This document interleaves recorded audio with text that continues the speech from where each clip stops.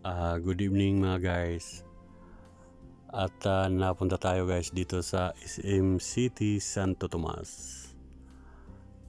At medyo ginabi tayo guys. Kasi galing tayo ng Casa Isabel. May hinanap ako guys, 3 bahay sa Casa. Kaya pagkagaling ng Casa Isabel ay dumiretso tayo dito sa SM City, Santo Tomas para pumasok ulit tayo sa Starbucks at makapag kape ulit tayo ng brewed coffee. Ayan.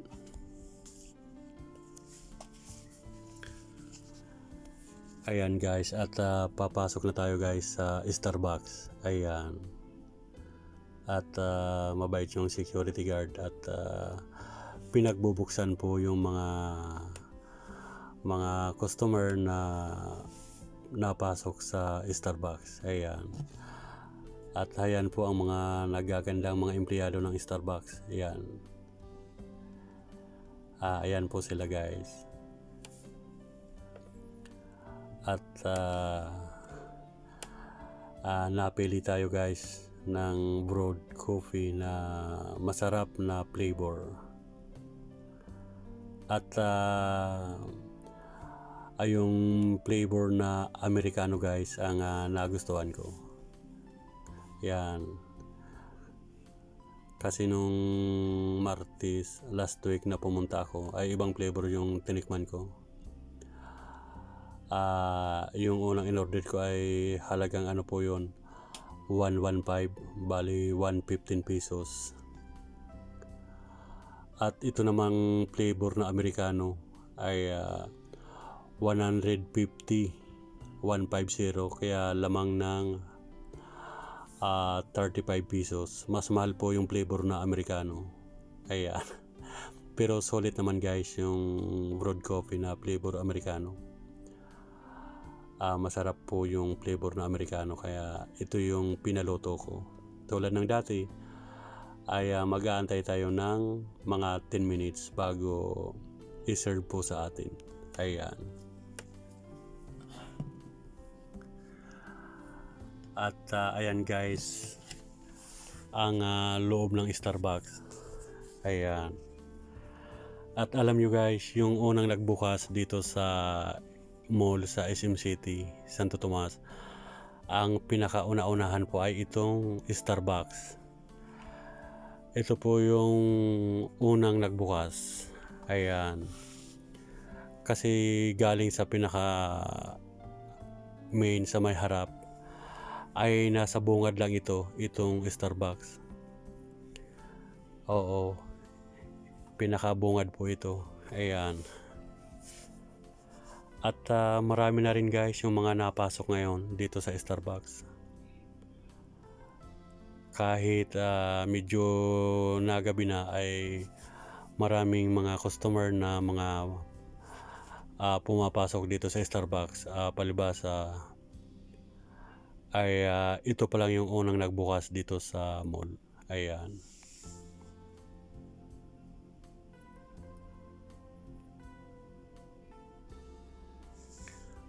Tingnan nyo guys, medyo marami-rami na ang tao guys. Ayan.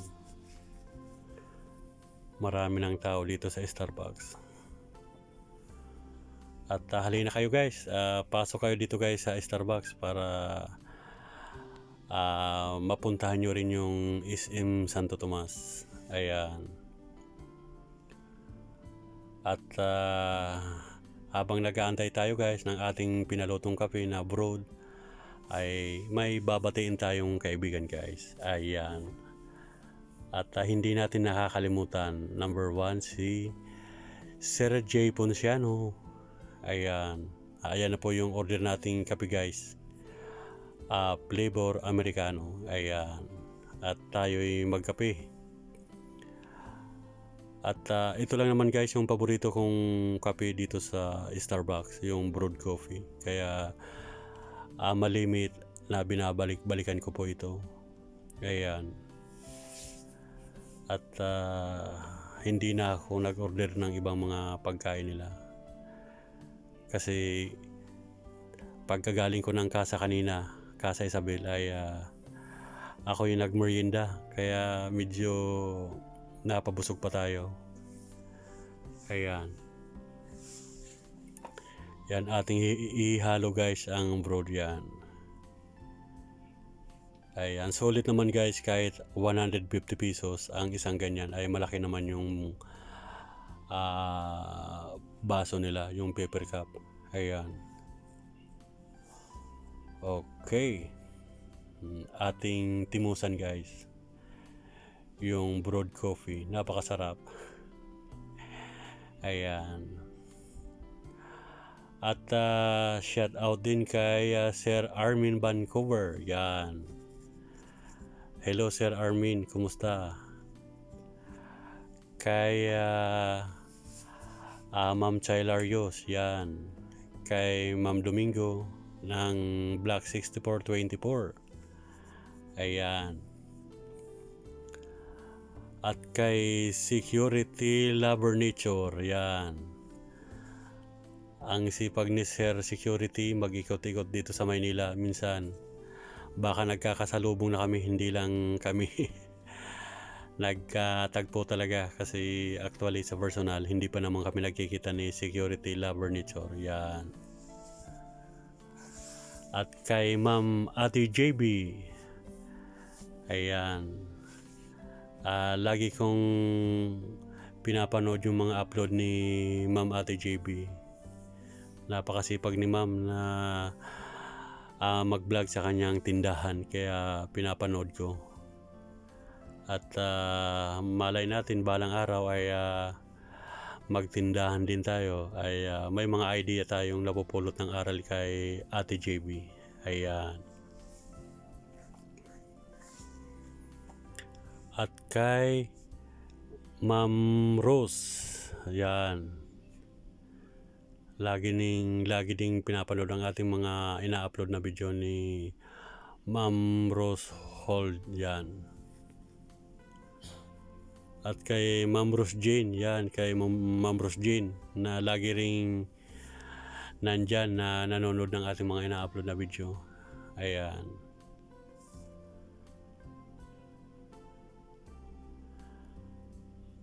At kaya siyempre hindi natin makakalimutan si Ma'am Juby Apostol. Ayan. Na laging busy si Ma'am Juby. At nung last week napadaan tayo sa bahay ni Ma'am Juby, sinilip natin yung bahay ni Ma'am. At lumagpas lang ako. At may hinanap kasi tayong bahay nung mga nakaraan at saka nung isang araw. Ay, kailan ba yon? Oo, nung isang araw. Yan. May hinanap tayong bahay. Kaya nagmamadali tayong pumunta ng kasa. Ayan. At tapos na akong nakapagkabi guys. Lumabas na ako sa Starbucks. Pupunta naman ako sa may Pure Gold. Kasi bandang sa unahan lang nitong SM City ay andon yung Pure Gold guys. Tayo ay mag-grocery ng kaunti. Ayan, pupunta tayo guys ng parking, gawa ng doon nakapark yung aking motor. Yan.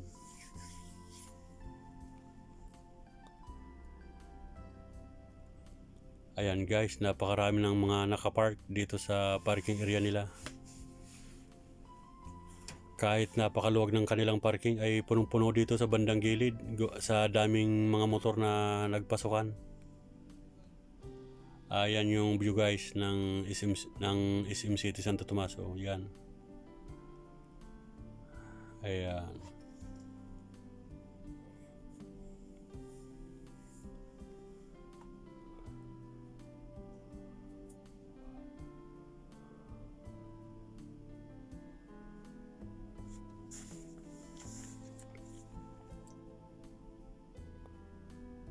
Ayan guys. Medyo ginabi tayo guys pagkagaling ng kasa, kaya tingnan nyo naman tayo ay gabing-gabi na. At pupunta pa ako ng Pure Gold para makapag-grocery ng kaunti guys. Lawak ng parking nila guys. Ayun.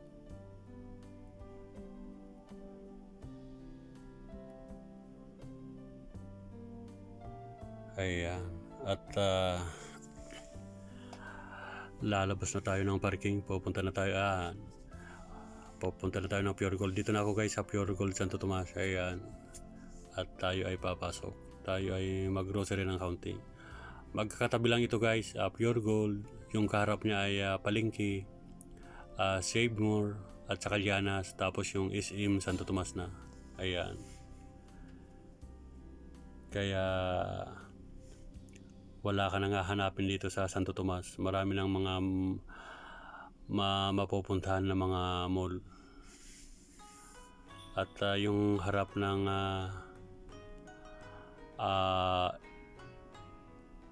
SM ay gagawing SNR. Yan. At palalagyan dyan ng tawiran yung footbridge para safe yung mga natawid, lalo na pag mabibilis ang mga sasakyan sa umaga. Ayan. At dito tayo guys sa loob ng Pure Gold Santo Tomas. Tayo ay nag-grocery ng kaunti pagkagaling ng Starbucks.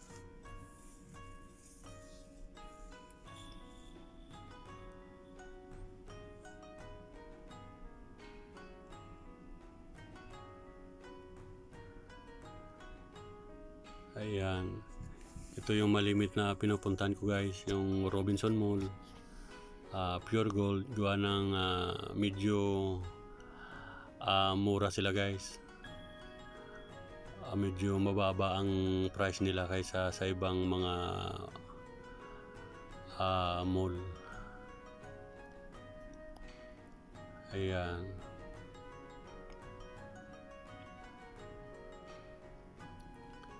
At bibili tayo ng kape.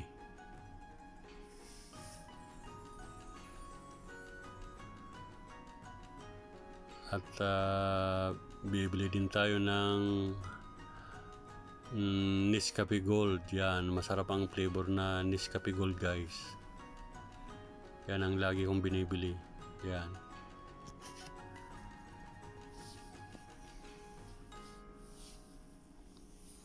At shout out din kay Sir Lawrence Yurag. Ayan. At sa lahat ng ating mga subscriber, thank you so much sa walang sawang panunood. Hanggang dito na lang muna guys ang ating pagbablog. Thank you so much. Bye bye.